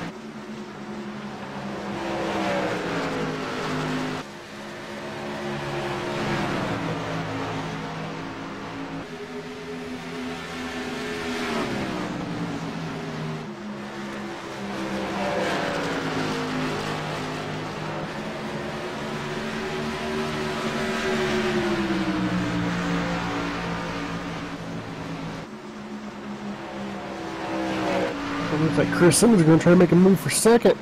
Yes, he is. Oh, he's getting in there. Can he do it? And it looks like Daniel Jackson going way high up the racetrack. I think Chris Simmons might have him here. Nope, Daniel Jackson fighting back on that high side. Wow, look at that. Amazing racing right there between these two. Oh, and we have a caution. Oh, no. And it looks like it was Vernon Markheim. He clipped the wall on the back straightaway, and that sent him down into the 10 truck of Steve Durham. And then they come back up into the 18 truck there of Joe Johnson. But he slammed on the brakes, didn't get too much damage out of that. It's about a 3-truck incident here. Well, the question is, will we see a restart here? Oh, they might. I think they will. They were still 6 laps to go. And we got to remember that 5 laps to go is the target, because at 5 laps to go, you won't get a restart.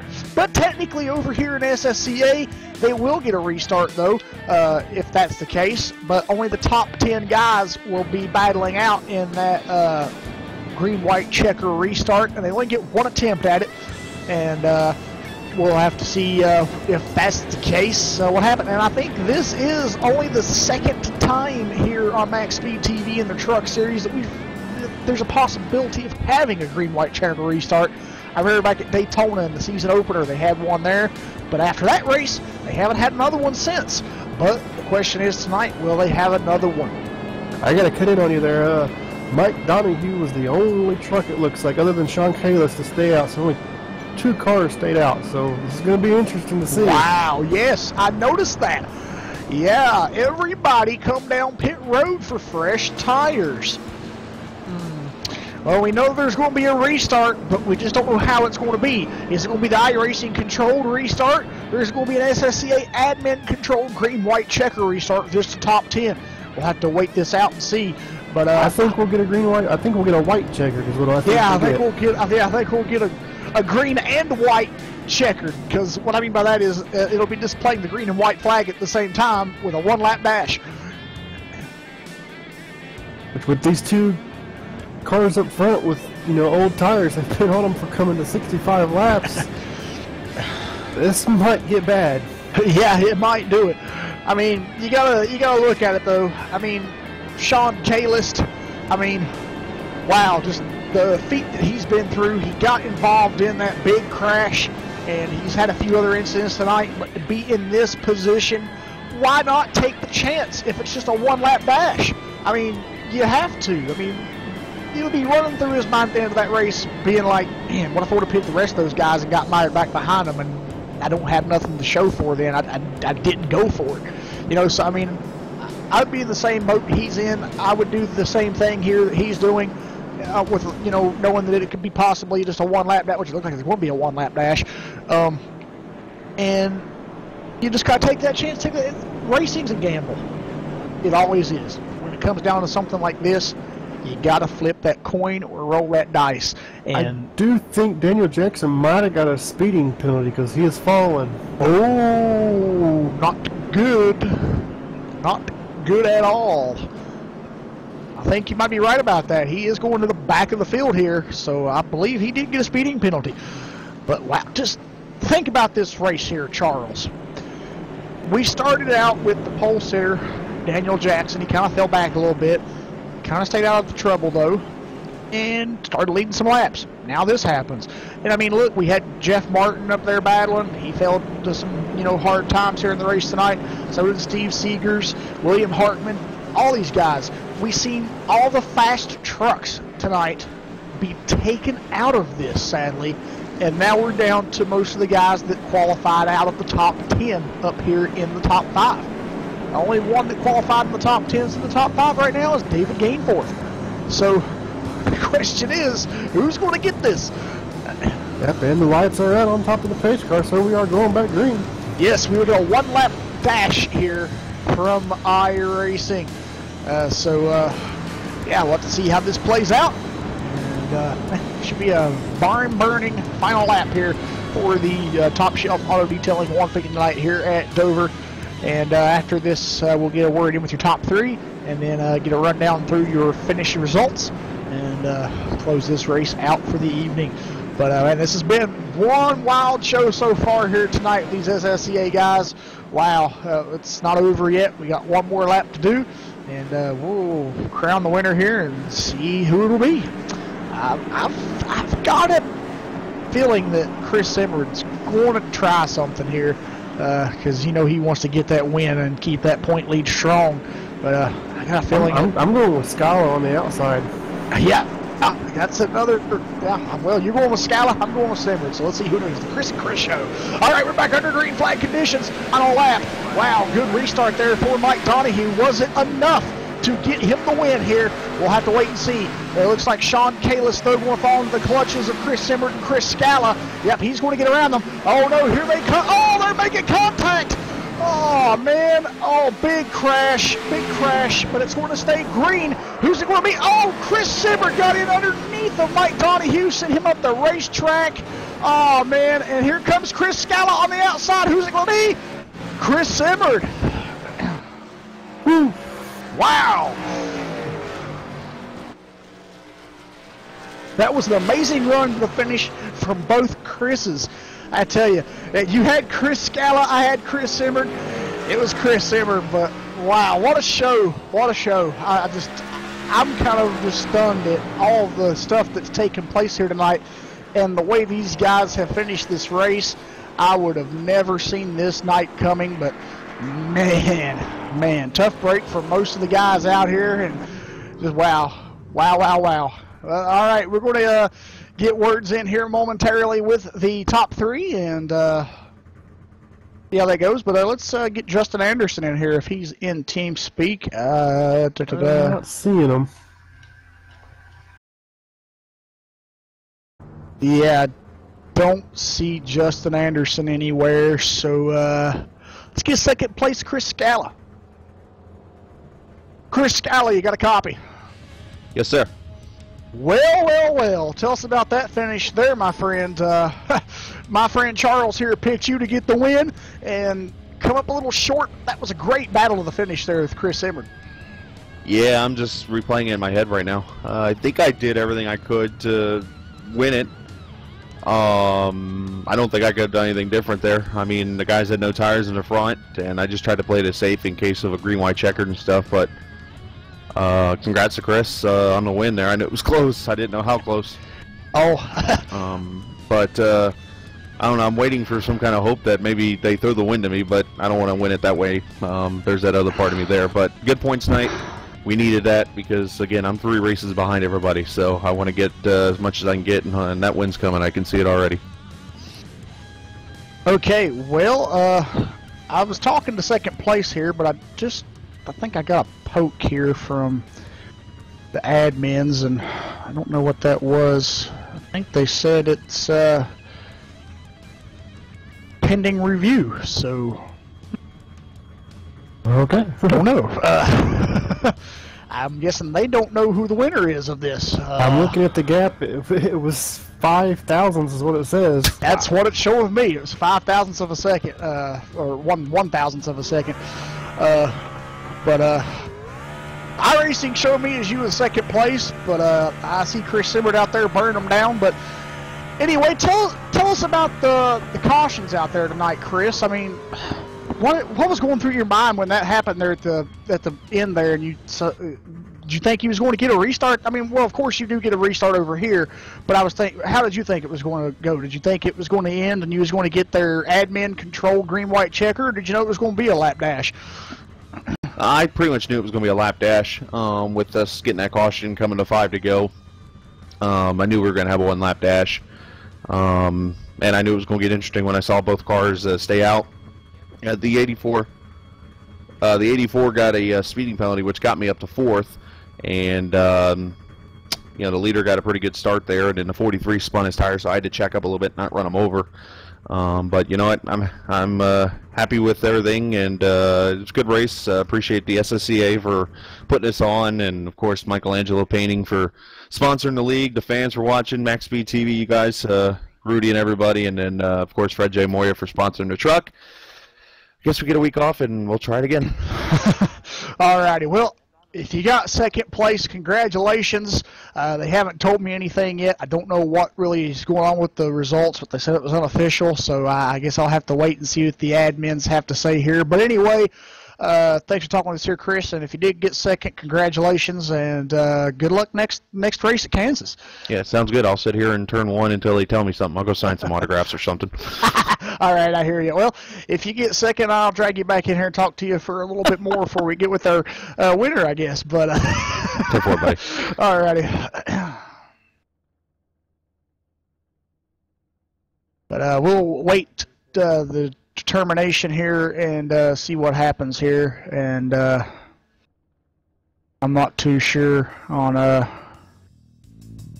who the real winner is here. We seen Chris Simard burning them down, but I was told by admins that it was under review, so I'm not really sure what's going on. So we'll sit and wait here for a few minutes and see what happens. But while we're waiting for that, we'll just go ahead and I can't even do that either. Run down through the results. Let's start with third. I'll just start with the bottom 10, and we'll do the top 10 here in a little bit. But finishing 11th place tonight will be Mark McFadden. Russ Coe will finish in 12th. Joe Johnson 13th. Ralph Vorst in 14th. Jeff Martin will finish 15th. Man, tough night for him, Charles. I mean, he had such a promising run going on there, and a strong run, then kind of got caught up in some incidents. Steve Durham will finish in 16th. Steve Seagar is another one there. Man, tough break for him. He'll finish in 17th. Judd Danielson 18th. Kevin Fetty in 19th. Robert McFarland will finish 20th. Another Heartbreak Hotel. Your stage 1 and 2 winner, William Hartman, will finish in 21st position after that incident. Ouch. Jeffrey Johnson Jr. will finish in 22nd. Gary Weston 23rd. Charles Idell will finish 24th. And Derek Fisher in 25th. And James Somke did not start this race. But we're waiting here, and I'll see here in a minute what actually is going on. I was going to get with Gary here, the league owner, but not seeing him in TeamSpeak anymore. And our admin looks like he's busy at the moment, so I'm not really sure. I'm looking at it right now, and it looks like it's Chris Simard with the win. I'm seeing him, his nose crossing the line first. Yeah, I think so.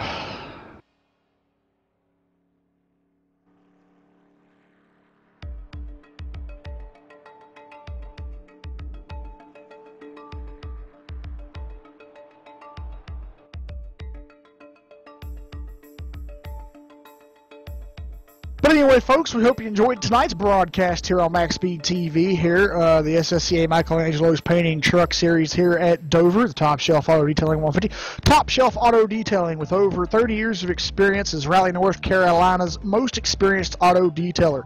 Call Robert at 919-883-7497 to get your car looking new again. Also, remember, folks, to check out SSCARacing.com for updated points and schedules, so you can see what the next race will be for the trucks here on MaxSpeedTV. And also, don't forget to check out MaxSpeedTV.com as well for MaxSpeedTV schedule, as we await to see what's going on here with the admin ruling.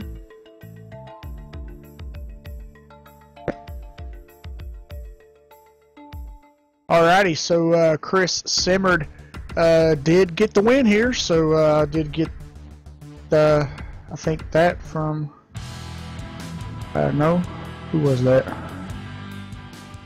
Well, I guess we could interview him, but I don't really know what is going on here, but I'll drag him up into the waiting for interview here, and I'm going to poke Michael here and see what's going on.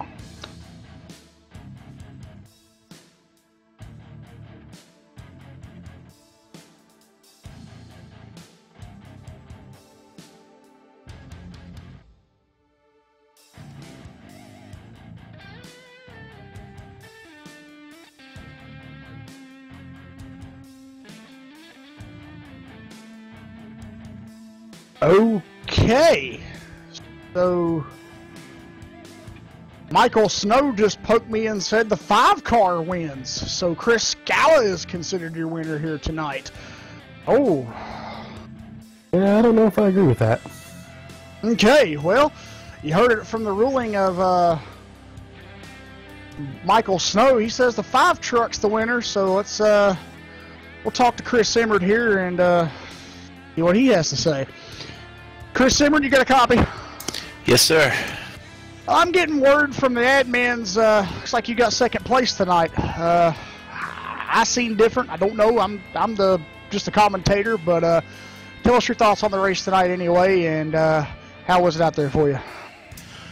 Well, the race was good. I start from the rear because I hit the wall in qualifying, and I was just trying to work my way up through there as clean as possible. So I don't know. They said they didn't say anything to me. I thought I was the winner, but I don't know.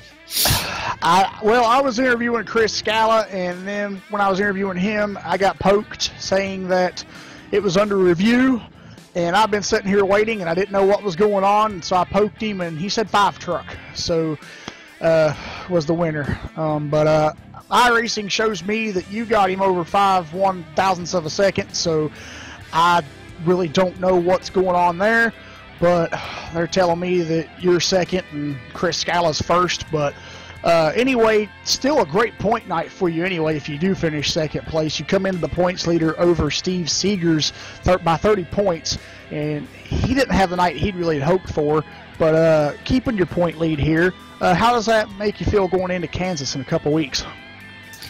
It does make me feel good because Kansas is not one of my best tracks to run by far. I don't really like running that track, but I guess I'll have to learn.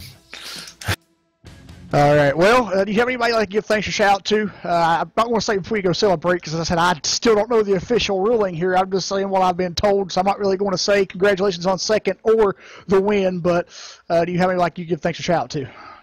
Yeah, I'd just like to shout out to Michelangelo Painting for sponsoring the series, Sim Speed Shop, you guys up in the booth, Max Speed, and my wife and son.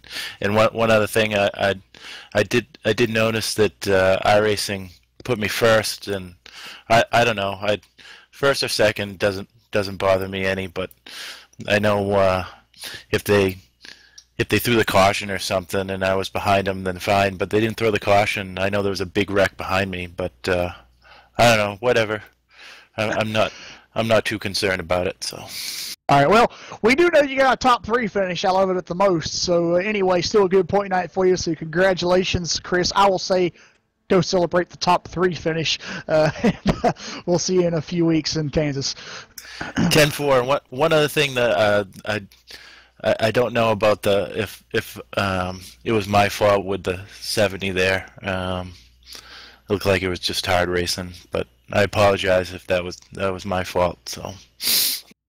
All right, Chris. Well, once again, top 3 finish. Congratulations, and we'll see you at Kansas.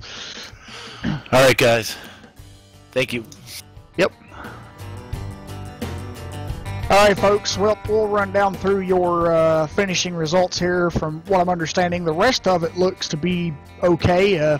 If not, you'll be able to go check out SSCARacing.com for the updated, finishing results. But I am getting confrontation from admins that Chris Scala is the winner of this race, and Chris Emmerd finishes in second, and it looks like Justin Anderson will finish third, Mike Donahue fourth, Daniel Jackson fifth, Vernon Margheim sixth, David Gervais will finish seventh, Jason Eisenhower eighth, last truck on the lead lap, Sean Kalis will finish ninth, first truck 1 lap down, David Gainforth will finish in 10th. So after that little bit of confusion there, folks, we do apologize, but we hope you did enjoy the race tonight here on MaxSpeedTV, and don't forget to check out the other races coming up later throughout the week here on MaxSpeedTV. I hope you enjoyed tonight's broadcast here at the SSCA Michelangelo's Painting Truck Series Top Shelf 150 from Dover. Until next time, good night.